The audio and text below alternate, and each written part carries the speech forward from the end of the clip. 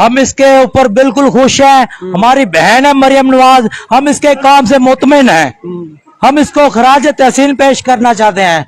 पाकिस्तान मुस्लिम league नून जिंदाबाद। वो कह रहे हो सबकी माँ आप बहन बना रहे हैं। हमारी बहन है, हमारी बहन है मरियम नवाज। अगर किसी को इतराज है तो मेरे सामने आए। आज आप यहाँ जा रही है। अच्छा सर, कोई माँ बड़े करे। अच्छा ठीक है भाई, आप दिहाड़ीदार मजदूर हो ना, मजदूर है। आपने रेडी लगाई हुई है। हाँ। अगर वो आए आपकी बहन उखाड़ के फेंक दे हर चीज, वो कहते हाँ। तो फिर आप कहाँ जाएंगे? पहले मुझे ठीक इस है। बात का जवाब दे। हाँ, जवाब देना हम आप। जाएंगे, हाँ, ठीक कहाँ है। जाएंगे? हम नजायज बैठेंगे सड़क पे, किसी के बाप की नहीं है, ठीक है। हम रोड बंद करके बैठेंगे, किसी को रास्ता नहीं देंगे, वो तकलीफ में आएगा मरीज।